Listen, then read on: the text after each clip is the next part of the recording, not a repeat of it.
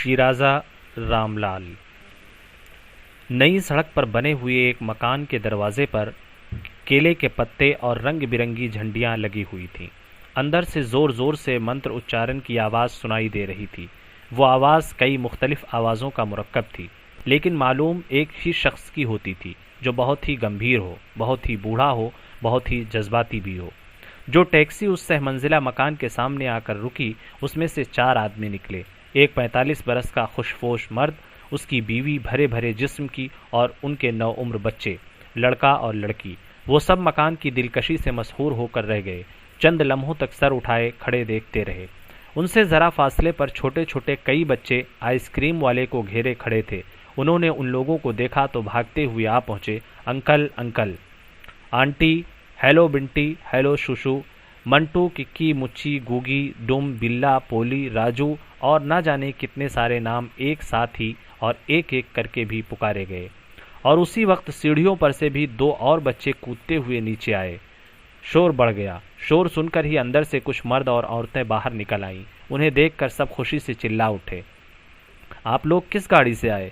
हम तो मायूस हो चुके थे। जब गाड़ी का वक्त निकल गया तो पिताजी बहुत नाराज हुए, फिर रोने भी लगे। पिताजी कहाँ हैं? अंदर हवन करा रहे हैं। मैंने तार भी तो दिया था, नहीं मिला। गाड़ी छूट गई तो बड़ी मुश्किल से एक प्लेन में जगह हासिल करके पहुंचे। मनोहर, तुम कब आए? कल रात। और तुम मदन? आज ही सुबह जीटी से। नागपुर से आते हुए रास्ते में अटारसी जंक्शन पर मुझे नंद कुमार भी मिल गया। चलिए चलिए, अंदर चलिए, हवन हो रहा है, सब मेहमान आ चुके हैं। चारों भाई एक साथ अंदर दाखिल हुए। चौधरी साहब का आहुति वाला हाथ रुक गया। उन्होंने चौंक कर देखा, फिर उठकर खड़े हो गए। पुरोहित ने भी मंत्रों का उच्चारण रोक लिया। हवन कुंड के आसपास जितने लोग थे वो सब भी उठकर खड़े हो गए। देर से पहुंचने वाले चौधरी साहब के सबसे बड़े पुत्र ने बाप के चरण छुए। फिर उसने उन सब लोगों को प्रणाम किया जो उसके लिए उठ खड़े हुए थे। चंद मिनट के लिए जैसे सब कुछ रुक सा गया, लेकिन फिर सब कुछ जारी भी हो गया। मिली जुली आवाज़ों का मंत्र उच्चारण, आहुति और कुंड के अंदर छोटी छोटी सूखी और खुशबूदार लकड़ियों की घी और सामग्री के साथ मिलकर जलने की चिड़चिड़ की आवाज़। तत्सो तरवे नीम भरगोवे दस दही मही। चौधरी ने अग्निकुंड में चमचा भर घी डाला और फिर एक हाथ की पुष्ट से पलकों पर लरसते हुए आंसुओं को पोंछकर अपने बेटों की तरफ देखा, जो उनके सामने एक कतार में सर झुकाए हाथों में सामग्री उठाए बैठे थे। फिर अचानक ही चौधरी के करीब उनके 2 पोते आकर बैठ गए। दादा ने उन्हें शफकत से अपने घुटनों के करीब कर लिया। चाहते थे सर झुकाकर बारी बारी से दोनों के सर को चूम लें, लेकिन पुरोहित के स्वाहा की गरज ने उन्हें चौंका दिया और उन्होंने जल्दी से घी से लबालब भरा हुआ चमचा आग में गिरा दिया। लोहे का छोटा सा तपता हुआ हवन कुंड आग के शोलों से भर गया था। अब शोले लोहे की दीवारों से उभर उभर कर ऊंचा उठना चाहते थे। 1 घंटे की मुद्दत में हवन की समाप्ति हो सकी। इस अरसे में चौधरी ने कई बार बेचैनी से पहलू बदला था, लेकिन अब उनके चेहरे पर एक मसरत आमेज इत्मीनान की झलक थी। वो अपनी सफ़ेद घनी मूँछों को हाथ की पुष्ट से सहलाते हुए उन लोगों की तरफ बहुत खुश होकर देख रहे थे जो मकान की तामीर पर पसंदीदगी का इजहार कर रहे थे। हवन के बाद बड़े कमरे में चाय का एहतमाम था। सब मेहमानों को वहीं ले जाया गया। जो लोग देर से पहुंचे थे वो मकान के हर एक कमरे में जाकर उसके दरो दीवार को देख रहे थे। मोज़ेक का फर्श, बेल्जियम के धुंधले शीशों की लंबी खिड़कियां, शीशम के जदीद तर्ज के दरवाजे, सीढ़ियों पर सफ़ेद सीमेंट की जाली की स्क्रीन। उन लोगों में चौधरी का बड़ा बेटा भी शामिल था, जिसके सामने लोग उसके बाप की हिम्मत और मेहनत की सराहना कर रहे थे। चौधरी उन सब के पीछे पीछे चल रहे थे, सर झुकाए हुए, एक एक कदम बड़ी एहतियात, फ़ख्र और इत्मीनान से उठाते हुए। उनकी बीवी एक अलग कमरे में अपनी बहुओं और लड़कियों में घिरी बैठी थी। अपने एक पोते को गोद में थपकती हुई सब पर बार बार ये बात वाज़ेह कर रही थी कि इतना बड़ा मकान चौधरी साहब की तनहा कोशिशों से बना है। जब उनका एक भी बेटा यहाँ मौजूद नहीं था, सब के सब घर से बाहर थे, भलाई, कलकत्ता, मुंबई और नागपुर में। उन्होंने बाप को मदद के लिए रुपए भेजे थे, लेकिन चौधरी साहब ने सबके रुपए लौटा दिए। वो किसी से 1 पैसे की भी मदद नहीं लेना चाहते थे। उनके अपने पास जब काफ़ी रकम मौजूद थी तो वो मदद क्यों लेते? वो सिर्फ इतना ही चाहते थे कि अपने बच्चों के लिए एक बहुत बड़ा मकान बनवा सकें। जिस वक्त चौधरी बहुओं और बेटियों से भरे हुए कमरे में पहुंचे तो वहां पामिला और नीरा की सगाई की बात चल रही थी। ये दोनों ही उनकी पोतियां थीं।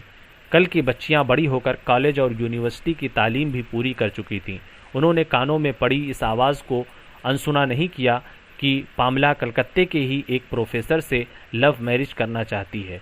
उन्होंने अपनी बड़ी बहू को गुस्से भरे लहजे में पुकारा, शारदा, बच्चों की शादी ब्याह वहीं पर होगा जहां हम लोग रहते हैं, दूसरी जगह कहीं भी नहीं। दुख सुख आते देर नहीं लगती, एक दूसरे के करीब रहने से बड़ा सहारा हो जाता है। इसके बाद उनका गुस्सा उतर गया। इसी फितरी जज्बातियत भरे लहजे में बोले, शारदा, तुमने अपना मकान देखा कि नहीं? उन्होंने अपने बड़े बेटे को भी फिर से बुलाया और उन्हें मकान के उस हिस्से में ले गए जहां उन्हें रहना था। घर के सारे लोग उनके साथ फिर से हो लिए। हर एक के रहने के लिए 3 कमरे, dining room, bathroom, kitchen, store और आने जाने का रास्ता तक अलग। एक रोज़ मैंने उसी खिड़की में से नीचे झांक कर देखा। एक मजदूर को बुलाना चाहता था। सामने के हिस्से पर नज़र पड़ गई जहां मदन को रहना था, तो मुझे वहां की बरसाती बेपर्दा दिखाई दी। मैंने पूरी दीवार ही 2-2 फीट ऊपर उठवा दी। किसी बहू की बेपर्दगी क्यों हो? हर एक को उठने बैठने की पूरी आज़ादी होनी चाहिए ना, क्यों? ये बताकर वो हंस भी पड़े। फिर पहले की मानिंद आप दीदा भी दिखाई दिए। चाय के बाद सब मेहमान रुखसत हो गए। घर में सिर्फ अपने ही बच्चे वाले रह गए, तो उन्होंने सबको जमा करके वसीयतनामा निकाला।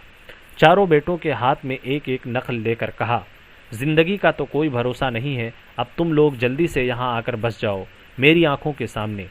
जिस घर को बनवाने में मैंने अपनी पूरी पूंजी सर्फ कर दी है, उसमें तुम सबको रहते हुए भी तो देख लूं। बेटे वसीयत पढ़ते पढ़ते रुक गए।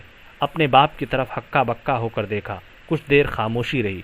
फिर सबसे बड़े ने खखार कर गला साफ किया और कहा, पिताजी, आप तो जानते ही हैं मैं कलकत्ते की जिस फर्म में मुलाजिम हूँ वो प्राइवेट है। उसे छोड़कर यहाँ आ जाऊँगा तो फिर इतनी अच्छी तनख्वाह तो नहीं मिलेगी, और वो सब सहूलतें भी जो हमें वहाँ रहने सहने की और बच्चों की तालीम की मिली हुई हैं। चौधरी जी ने बेयकीनी से उसकी तरफ देखा। महेंद्र का मतलब ये नहीं हो सकता जो उसने कहा है, लेकिन फिर भी उन्होंने पूछा, तेरे रिटायर होने में तो अभी 20 बरस होंगे। जी हाँ, इतने तो ज़रूर हैं। तो तू समझता है मैं तब तक जिंदा रहूँगा? उसके बाद उन्होंने मदन की तरफ देखा। मदन, तू तो आ जाएगा ना? मदन एक अजीब सी मुस्कुराहट के साथ, जिसमें मुलाजमत की सारी बेबसी सिमट आई थी, बोला, हमारी कंपनी की मिलें सिर्फ 4 जगहों पर हैं, बम्बई, बेंगलोर, मद्रास और मदुरई। इधर तो एक भी नहीं है। चौधरी साहब कितने लम्हों तक उसकी आंखों में डूबे हुए से देखते रहे, जैसे जानना चाहते हो क्या उसने ये सब कहकर अपने बाप के साथ इंसाफ किया है। नंद कुमार ने बाप के पूछने से पहले ही कह दिया, मेरी किस्मत तो भलाई के साथ ही वाबस्ता हो चुकी है। मुझे फौलाद के इस कारखाने के अलावा और कहीं भेजा ही नहीं जा सकता। सबसे आखिर में जवाब देने की बारी मनोहर की थी। वो 25 बरस का एक मजबूत नौजवान था, लेकिन उसके चेहरे पर अभी तक लड़कपन की झलक भी थी, जैसे जिंदगी के कारजार में उसे कदम रखे हुए अभी थोड़ी ही देर हुई हो। उसने पहले तो एक हल्का सा कहकहा लगाया, फिर कहा, मैंने साइंस के जिस सब्जेक्ट में डॉक्टरेट की है उसकी मज़ीद रिसर्च मैं नागपुर में रहकर ही कर सकता हूँ। पता नहीं मैं यहाँ कभी आ भी सकूँगा कि नहीं। हो सकता है नागपुर में रहते रहते वहीं पर ही बस जाऊँ। चौधरी साहब को यूँ लगा जैसे उनकी सारी मेहनत पर पानी फिर गया हो। वो देर तक कुछ बोल ही न सके।